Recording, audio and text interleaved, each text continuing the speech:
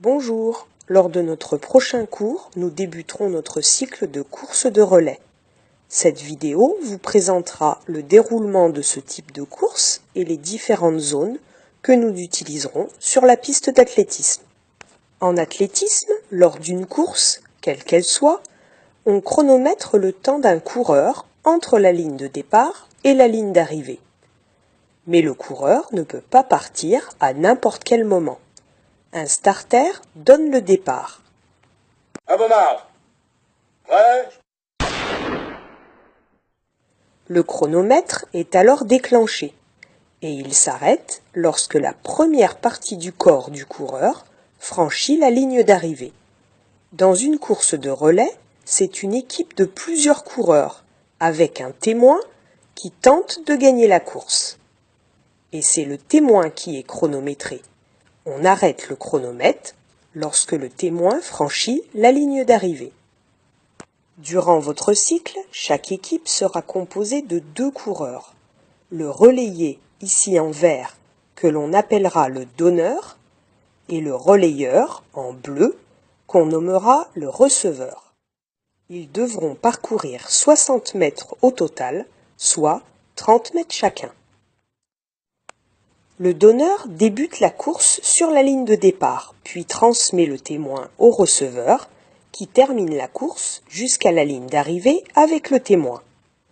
En plus de la ligne de départ et d'arrivée, la piste indiquera une zone de transmission.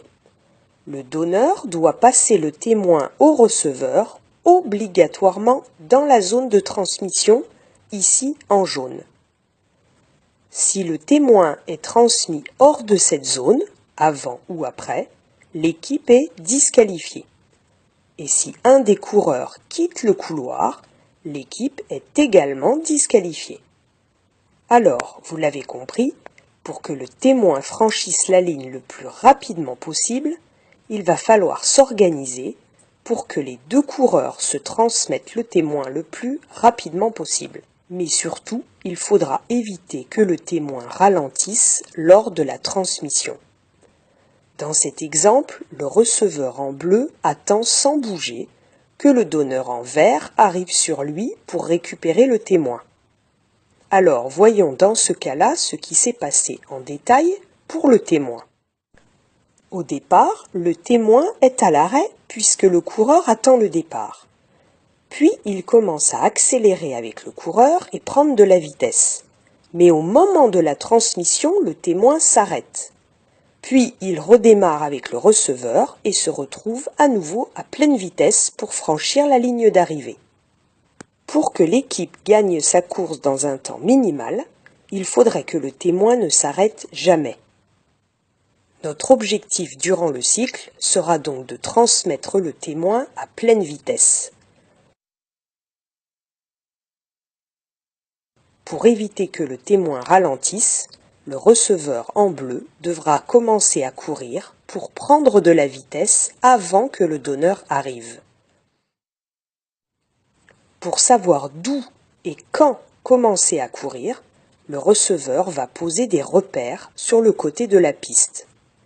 Le premier repère, ici le plot vert, lui permettra de savoir où commencer à courir. Le second repère, ici le plot rose, lui permettra de connaître le moment où il devra commencer à courir. Voyons ensemble un exemple.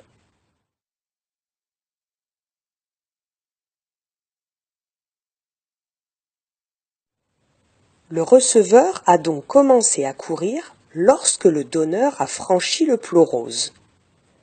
Nous verrons donc tous ensemble comment choisir ces repères. Pour résumer, vous trouverez donc sur votre piste d'athlétisme une ligne de départ et d'arrivée, une zone de transmission du témoin et des repères pour la zone d'élan du receveur et le moment de son départ. Et bien entendu, comme dans toutes les courses d'athlétisme, les coureurs se confronteront à des adversaires. À vos marques. Prêt ?